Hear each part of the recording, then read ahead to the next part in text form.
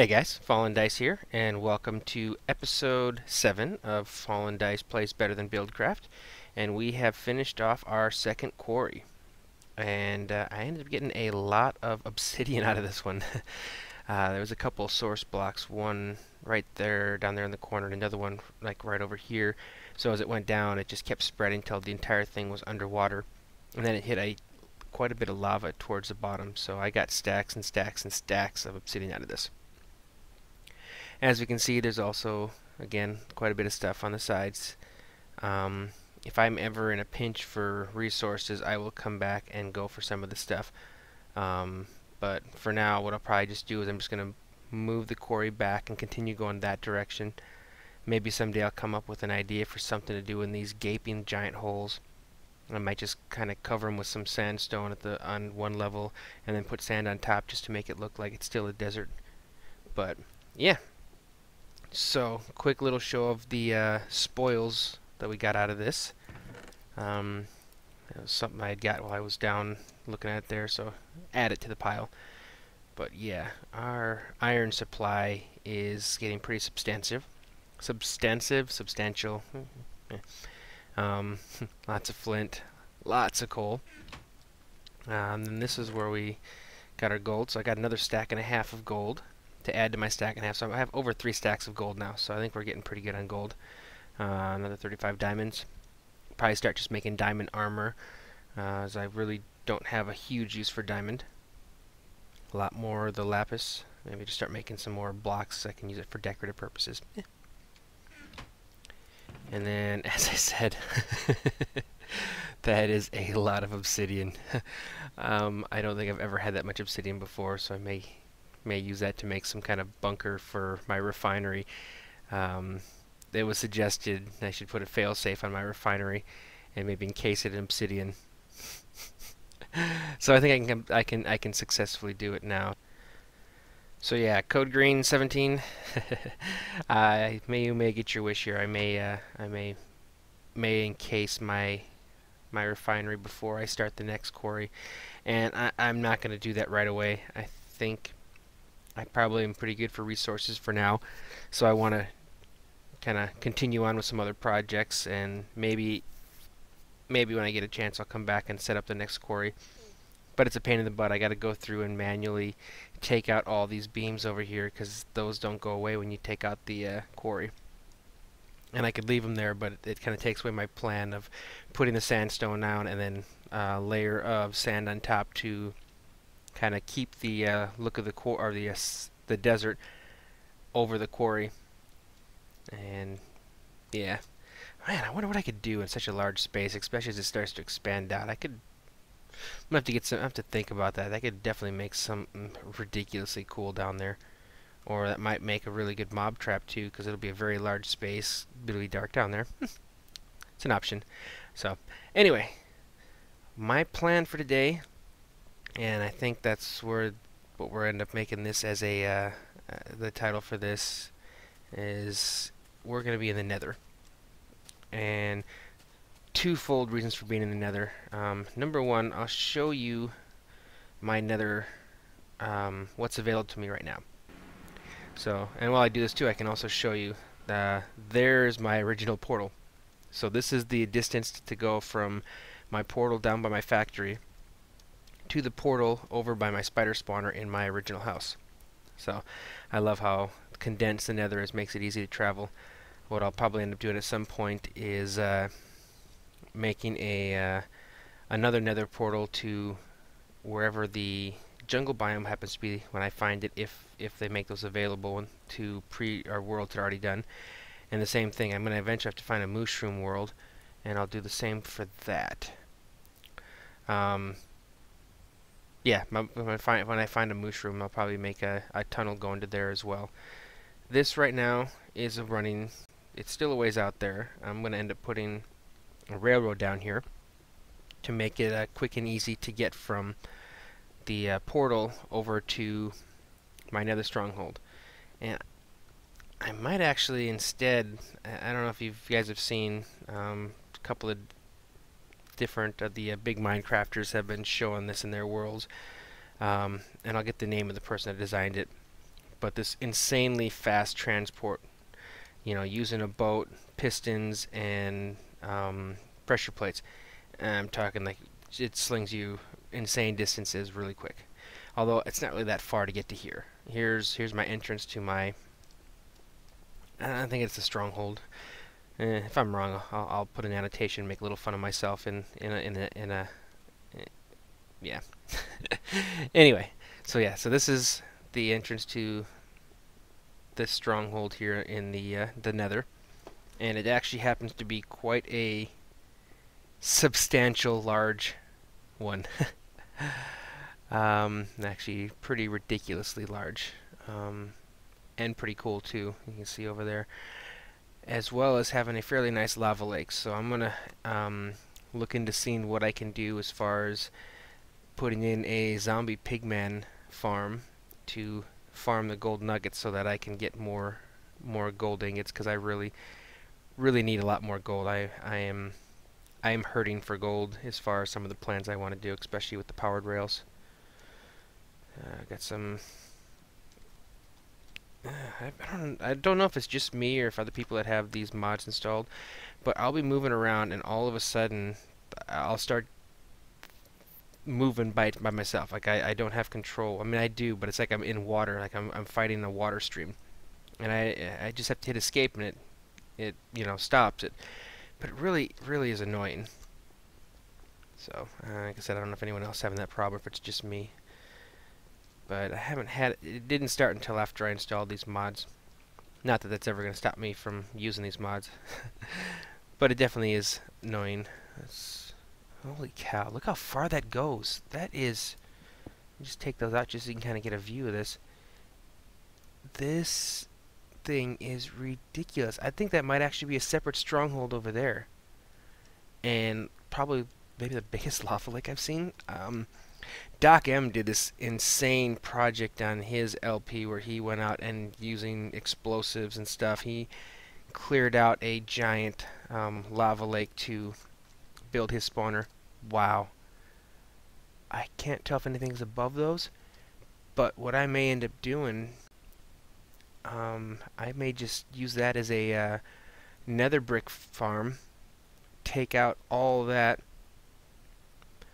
Maybe I'll use like mining charges. I can put out like a cobble base down on the bottom to catch it, and just take this out with like mining charges, and I can put my pig zombie farm right there. That'll take care of my gold problem forever. Huh, there's a new project for me. Discovering things together. And then up here, I know there's multiple blaze spawners. Like there's one right there, and I think there might be one over there. My goal is I'm going to try and find two of them that are close together, because I need a better experience farm. I got my single spider spawner that I found when I first started this map. I was digging down to mine, and right off the bat I found a abandoned mine shaft underneath me, and was able to find a nice spider spawner, which I set up real quick, a simple XP farm, and it's done alright. It's given me, you know, a few decent items, but it takes a really long time to build up, you know, a large amount of experience for like the higher level enchants. And I know that like the blaze rods are a lot quicker and a lot easier to like AFK at and do. So, man, holy cow, this network is ridiculous. Wow. I can't tell if that's part of this or if it's another one there as well. This is really a huge... I don't know, maybe I don't want to take that apart. I could make this one heck of a set of a stronghold. This is this is pretty cool. But yeah, so I need to set up a blaze farm. So that's my goal today. I want to do a blaze farm. I also want to do a little work to the area where I come in on my portals. So my first part of this episode is I'm going to do a quick simple structure to enclose my two portals, as well as my stairway heading down here. Might expand out my stairway as well. We'll kind of see where we go. And then I'm going to come through here. I'm going to find if I do have a double spawner anywhere nearby. If not, then I'll probably just go with like a single one.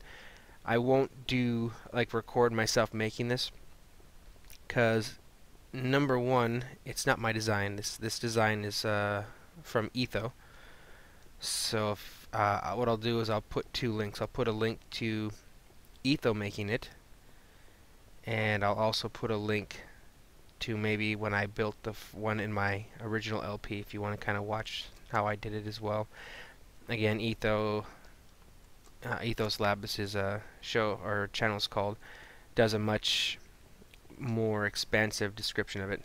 And if you haven't noticed, I'm definitely on peaceful here as I'm kind of running around, just because I think I was doing something in my creative world, so I forgot to turn it back on to normal mode. But I'll admit I'm probably going to have this on peaceful anyway while I build my XP farm, because I've already done it once on normal, and I was lucky enough to find my spawner encased in netherrack around the spot there, so I wasn't dealing with gas.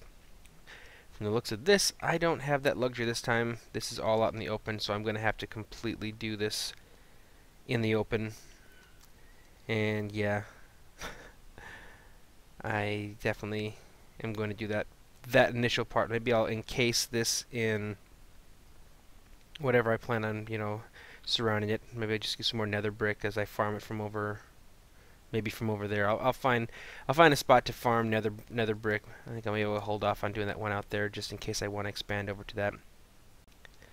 But yeah, and I'll encase it around so the gas can't get into me, and then we'll go on and do the rest of the work. And then I'll just kind of give you periodic updates of where I am, both on my enclosure and then on my XP farm over here. And I'll probably even set up like a nether wart farm and a few other things as well. But I'm excited about this. This is such a really, really cool nether stronghold that we found here. There's a ton of stuff I can do with this. So, alright, I'm gonna get to work, and I will see you guys after I have some something new to show you. Alright, so we're just getting started here, but one minor little change or adjustment here. It was annoying me, the fact that the portal was going that instead of that. I wanted them to actually face each other, so now they actually are lined up with each other. What I'll probably do is make this a separate room and that a separate room inside my welcome center. With signs above each one sending you to whichever the destinations you're wanting. So anyway, like I said, it was just a simple little. I didn't know if it would work or not. I know when you're trying to sync up portals, you get the coordinates of the portal in the main world, and then you come back to the nether, divide it by 8, and try to set it up there. I didn't know if it had to be facing the same direction or not. So if anyone else was ever curious or ever wondered, it does not have to face the same direction. It just needs to be fairly close to the same, or the divided by 8 number that you got. Alright, so we have my initial entry point. I wouldn't say finished, beyond started, but we have I like how it's turning out. Kind of a direction we're going to head. Little exit out there. Watching some of the, more of the videos out there, I'm kind of trying to get a little more into some of the lines and stuff. So most people don't like gravel used for decoration, but I don't know, for some reason I think it kind of fits here. So like I said, it's just a beginning. I may end up going up more levels, but for now it's a nice beginning entryway. And then we got the two portals, so old house, new house. And then back here, this will be the rail cart station as I come up with more distant destinations that I want to get to on my world, this will take me by Nether to them, and then I'll take another portal from that to get to the world. What I did here, as you can see, these are all half slabs, and in case you are curious why we have half slabs, it's so that you can sprint downstairs, down and upstairs.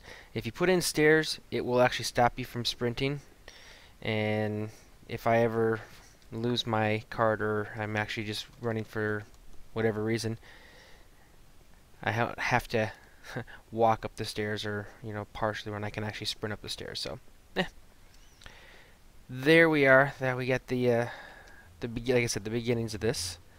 Now my next step is we're gonna start work on my blaze farm.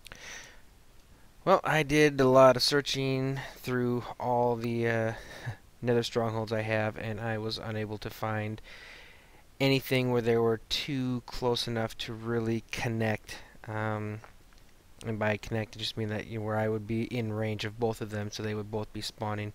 Because there's different ways to move them, to get to one's collection point, but the other one's way on the other side over there, and it's just too far away. So I decided I'm going to go with this one, and I kind of the place I normally come out is that little path over there. So I came over here and I tunneled from back here over to there, so now I've got a direct path over to here. And what I'll do is I'll just go ahead and I'll make it on this one. So we'll go ahead and surround this, put in all the enclosure, and then start working on the mechanics and the redstone to get this thing up and running. And then we'll enchant some tools and armor and weapons and have some fun. Alright, see you in a little bit. Alright, so we're making some good progress here. I'm just putting the roof actually on the top of my very insanely large enclosure, and there's definitely more room here than I need, but I figured I'd make this giant monstrosity. Eventually I'm going to go back, I'm going to put in like the little window things that you see on the rest of it to try and blend it in with the stronghold. If you look over there, this line right here used to be all the way out across there, and there were two more of these bridges going off to the left into nothing but netherrack, and I cleared those apart to get my stacks of nether brick that I'm using to create this. Once I get the enclosure done, I'm going to start making levels. I'll put one kind of above the top where the ceiling for this will be, to give me an access across the top for some of my circuitry for the shut-off system with the lava. Then of course I'm going to make more levels as I go down, as well as the final level, which will be where I'll be making the kills. Alright, so got another update here. This is the top of the room we built. It looks like I did a pretty decent estimation of how high to make it. So we got the spawner right there, and the first levels in of what we're going to be doing. Kind of working on supplies now. Looks like I'm probably going to have to make more of the sticky ones. I didn't know how many I would make. It's been a while since I did this, but anyway, so I'm making it by going down by floors. What I'll end up doing is I'll leave the outsides around. We'll end up putting a wall up probably, so it'll be like be able to walk around the outside, but the floors will be level up to the building here. And already getting going on the initial parts here. I decided my first one I made with the stone brick, and this one I decided we're going to try a little different. I've seen that the sandstone looks pretty good against nether stuff, so I decided it'd be interesting to try it. And so far, I have to say I do like how this looks. So yeah. Anyway, figured I'd just kind of pop in, show you where we currently are. In case you haven't seen this before, by doing this, we basically shut off the spawner now. So if you actually have to do this, but in addition to that, it also makes it easier to kind of space it as you go. And then as I go down, I'll take out the floor here on the inside, and then, but yeah. Anyway, so kind of rambling there, but I just wanted to kind of do a quick little update as far as where we were. So anyway, I'm gonna head back to work, and I will be back shortly. All right, another quick update here. Just in case someone's watching this and they don't really want to build it, they don't want to watch the entire tutorial from Etho, and they just kind of curious how this works. This level here behind this top row is where we put in our sticky pistons, and then in front of each one of these we have a stone pressure plate feeding a repeater which goes into the block directly underneath the repeater. So anytime a blaze spawns on any of these pads here, they'll get pushed right off. And it's as simple as that. And we're going to repeat this as we go down. Etho calls it like an ice cream cone, so it keeps getting a little bit smaller until it brings them all the way down to a 4x4 square at the bottom. Alright, and there we are. I'm going to close this up a little more, kind of prettify this, but this will let you see all the wiring and everything. So right now we have the system in the shut-off mode. You can see a couple up there hanging out. Sometimes they will get caught above there, but I may go up and put some blocks up top. It takes away a spawning area, but it prevents that from happening. But anyway, you flip this switch and it engages for the pistons up there, which end up blocking the lava. It doesn't take long for the lava to come down before they'll start spawning. And then as soon as they step onto the ledges here, they'll start getting booted down here, and then we'll get to crush our first ones here on camera for you, and you can see how this works. And here come our first victims. Don't get too close, they can hurt you. Alright, so here we go. First ones are down here. 2 switches. Crusher, reset. So we'll go over here and we'll crush this. When this one engages, it does 2 things. It puts up the glass blocks up there, which prevents any new ones from coming down, and it engages the crusher. The crusher is on a delay, and I will explain that here shortly. But once the crusher stops, then I can just hit them with one hit. As you can see, the glass blocks up there preventing any more from coming down until we release it and allow more to come back down. I'm going to do this to turn off the spawner so no more spawn. We'll kill these ones, and then we'll go look at the circuitry.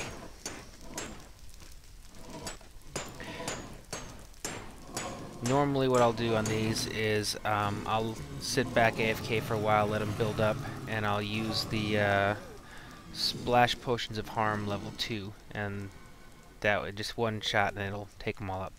So anyways, so here's our 2 things. We got, first of all, the first switch, which is the crusher, and it comes over here and it comes up to all this stuff, our circuitry, engaging all of our pistons. We have 2 sets of RS NOR latches. The first RS NOR latch here, this is to prevent you from hitting the button extra times, or from, this is the reset. This will reset this RS NOR latch. The second one is right over here, and when you hit that button here to crush, it's going to send this signal all the way through all these repeaters, which are all on max setting, over to here. So basically this RS NOR latch won't be reset up until all of these repeaters go through, and that's how you set your delay and how long the crusher goes. Pretty simple, pretty easy, not a lot of complex wiring. Of course, then we got the signal coming down here, which goes to the crushers that are over there. But we'll take a quick look up at the top here, kind of take a view of the rest of this. This level doesn't really show you much because we only have the one viewing pane, but it kind of there's 2 of the pushing pistons, and here's the initial ones, the 4 up here. I'm probably gonna, like I said, I'll probably stick something above the spawn there just to prevent them from getting caught up there, because that will slow down our spawn rates and make it less efficient. I also have no lights here whatsoever. Of course, the light from the lava is going right now, but any light over here will also affect the spawn rate. And up at the top, you can see where the lava is coming down. It's actually in that middle block there for these 4 with the piston. When it extends, and it shuts off the lava, preventing it from getting down. So that is the experience generator. blaze experience. Really clever, really efficient that Etho came up with over there. Now I don't have to worry about coal anymore. Not that I really did a lot, because with the hibachis and cauldrons and stewing pots and things like that, not really necessary, but it's still nice to have the blaze rods for things like baking bread and some of that other stuff. So, but the big thing is experience, because you do get the double experience from blazes compared to, say, the spiders and some of the other things. So it does help to level up quickly. And with the setup, you know, you can just toss that one splash potion, real easy to get in there. And yeah, I think that's about all I got to say about this one. So I'm just gonna sit here and I'm gonna see if I can get up to level 50, and we'll go for an enchant on a Maddock. Dun dun dun dun.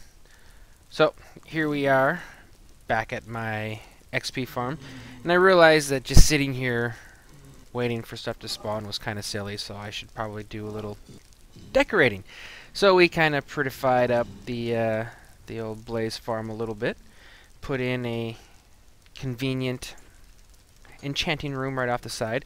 And if you're wondering what I'm doing here, a lot of people went and did these crazy, you know, enchanting rooms with multiple level type of stuff where they put in, you know, pressure plates and pistons and all this other stuff. But if you drop your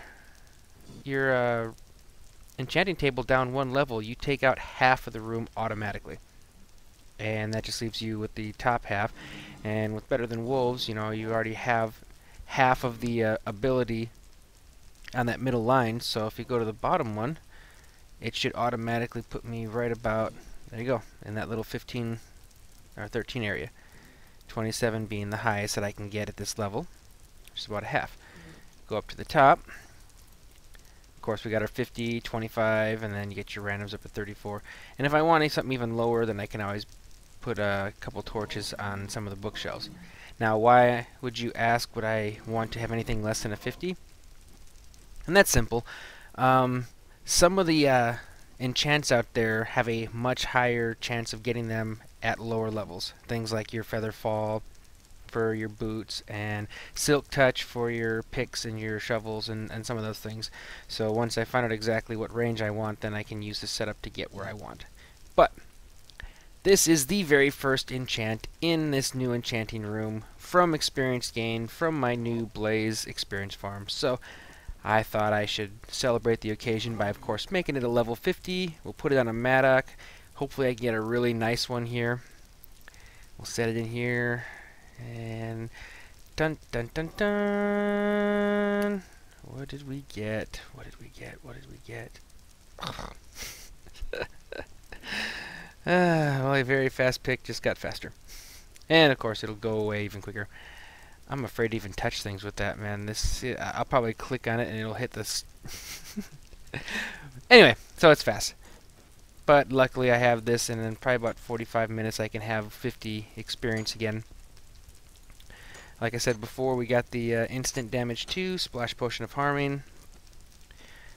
Makes it a lot easier. I can just let this go till I got about 150 to 200 blazes in there. Hit the button.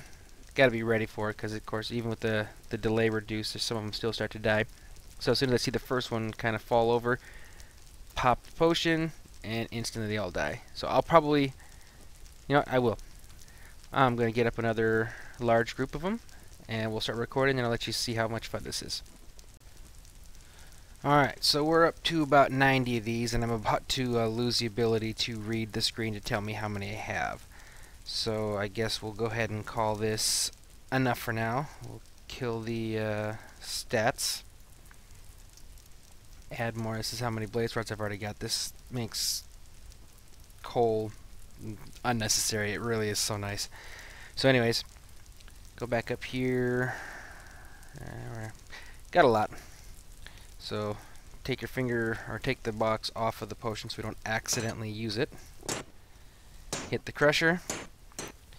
And looks like we had one drop, but that was a little early. I think we're good now. Toss the potion, and they are all gone.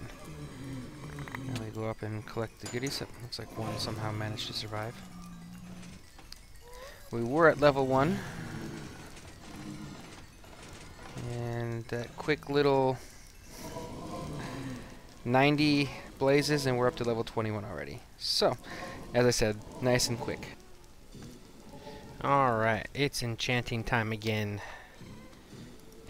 Let's see what we get this time. Come on, come on, come on. Give me something good.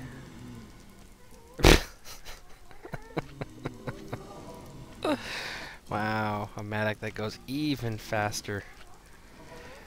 Alright, well. Let's go kill some more blazes. Alright, so we've hit level 50 again. I decided to try something a little different this time. Haven't done a really nice weapon yet, and I'm thinking that I'm gonna have some fun going out and trying to, you know, kill some actual mobs, put some armor on. What I'm hoping for is to maybe get some looting, knockback, maybe some fire aspect, you know, just some cool stuff on that. My curiosity is the battle axe in Better Than Wolves makes it both a weapon and a, you know, wooden axe for chopping things down. So I'm wondering what type of enchantments are going to end up on it if I have to go with the diamond sword to get the good, you know, weapon enchants, or if I can get those on the battle axe. So I may regret this, but we will go ahead and give the battle axe a try. Worst case scenario, I just farm some more experience. So here we go. And sharpness 4, looting 3. It's not knockback or fire aspect, but it is a looting. I guess I could do worse. I think that's about what I'm going to do for the, oops. All I'm going to do for enchanting here for now. I think what I'm going to do, I'm going to take those 2 fancy new Maddox that I got, and we're going to head back to my base of operations, and I'm going to take down that mountain that's kind of right in front of my factory. It just kind of blocks it, takes away from the view of it, and then it makes it look not as uniform. So yeah, we're gonna go pop up top. I'm gonna take down the mountain, and then I think we'll call that an episode as we admire the view. See y'all in a little bit.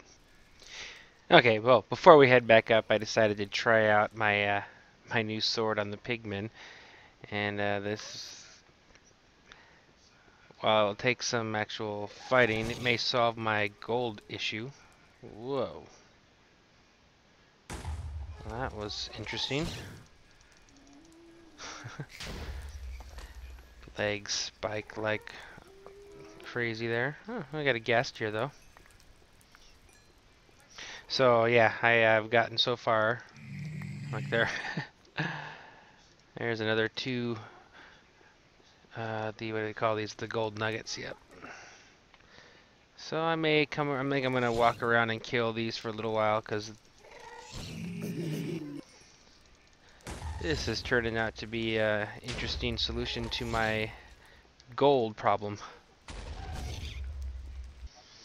Yep. So this is the obstruction that we're gonna take out. Somewhere down the road we may end up going to that one too. I don't know. It doesn't really interfere, but this one definitely does. It kind of... And it rains. Well, anyway, I'm going to get to work on this. Wow, I have a duck pond. Actually, they're not ducks, they're chickens, but they look like ducks. They quack like ducks. They quack like a duck and they walk like a duck. They're a duck. So I guess I eat duck eggs. Anyway, here we are. Instead of taking out the entire mountain, I just trimmed it a little bit, and I think I like how it kind of now fits in between the two, and it blends in a little bit. So I'm pleased with how it looks. And then the next thing, as far as out here, will be to tear down my scaffolding, cover both of those things up with some sandstone or something, and a layer of sand on top, just to recreate my desert out there, plant a bunch of cactuses, take out all my torches, and we'll be back to a desert. And then of course move the quarry back another step and start that up again. So anyway, that is an episode. Thanks for watching. Please rate, comment, and subscribe. Let me know if you like this. Give me a thumbs up. Let other people know that it's a fun series to watch. Comment. I love comments and conversing with everyone on these. So please keep those comments coming. Again, I promise to reply to every single one of them, and subscribe. That way you know when my next videos come out, in addition to other videos besides Better Than BuildCraft. So yeah, thank you guys for watching, and I will see you next time.